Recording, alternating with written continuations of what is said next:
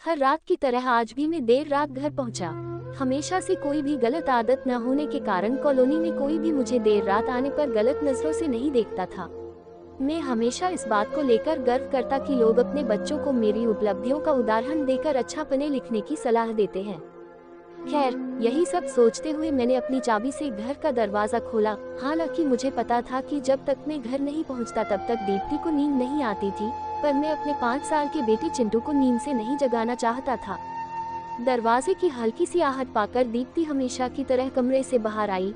तब तक मैं मुंह हाथ धोने बाथरूम की तरफ जा चुका था और हमेशा की तरह दीप्ति खाना गर्म करने किचन में चली गई। हर रोज ऐसा ही होता था। सुबह घर से निकलने के बाद हमारी मुलाकात रात को खाने पर ही होती थी। दीप्ति को इस तरह की जीवन शैली से कोई प्रॉब्लम नहीं थी। एक हाई क्लास सोसाइटी में अपनी साख बनाने के लिए हर किसी को इस हद तक की मेहनत करना ही पड़ती थी। चिंटू सो गया। खाना खाते हुए मैंने दीप्ति से पूछा, हाँ, काफी देर से आपका इंतजार कर रहा था, लेकिन फिर इंतजार करते करते ही सो गया। दीप्ति ने शिकायत भरे लहजे से कहा। लेकिन हर बार की तरह मैंने मुस्कुराकर बात को टाल दिया। अगली सुबह रात को देर से सोने के कारण हर रोज मैं सुबह देर से ही उठता था, लेकिन जब तक मैं उठता तब तक चिंटू स्कूल चला जाता था। चिंटू की हमेशा शिकायत रहती कि मैं उसे कभी बाहर घुमाने नहीं ले जाता, और शायद इसी बात को लेकर वो मुझसे नाराज भी था। हमेशा की तरह मैंने उठकर दीप्ति को आवाज लगाई और बाथरूम में घुस गया। थोड़ी देर में ही दीप्ति नहाने के लिए गर्म पानी ले आई। तुम नहीं होती तो मेरा क्या होता। हमेशा की तरह मैंने पानी की बाल्टी लेते हुए अपना घिसा पिटा डायलॉग मारा और हमेशा की तरह ही दीप्ति मुस्कुराते हुए खाने की तैयारी करने किचन में चली गई।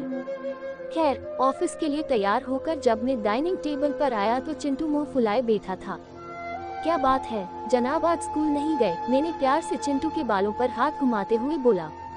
आज संडे है, चिंटू ने गुस्से भरी आवाज से कहा। काम की भागदौड़ में मैं यह भी भूल गया था कि आज संडे है, और आज दिन में मैंने चिंटू के साथ मूवी जाने का प्रॉमिस किया था, लेकिन आज तो मुझे क्लाइंट मीटिंग के लिए ऑफिस जाना था। मुझे ऑफिस जाता देख चिंटू को अपना मूवी प्लान खतरे में पड़ता दिखाई दे रहा था, और शायद इसीलिए वो मुझसे गुस्से से बात कर रहा था। पापा, आप 1 घंटे के कितने पैसे कमा लेते हो? अचानक चिंटू ने पूछा। चिंटू ने पहले कभी इस रवैये से मुझसे बात नहीं की थी, शायद गुस्से में उसने ऐसा कह दिया। लगभग 1000 रुपए। मैंने कहा, क्या आप मुझे 500 रुपए उधार दे सकते हो? चिंटू ने कहा। लेकिन तुम्हें पैसे क्यों चाहिए? मैंने थोड़ा गंभीर होते हुए पूछा। मुझे चाहिए, चिंटू ने बनावटी मुंह बनाते हुआ कहा। खैर, मैंने चिंटू को 500 रुपए दे दिए।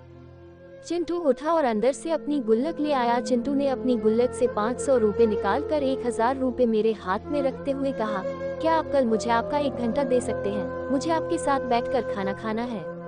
बहुत बिगाड़ रखा है तुम्हारी मम्मी ने तुम्हें। चिंटू की इस हरकत पर मैंने गुस्से से चिंटू को एक थप्पड़ लगाते हुए कहा।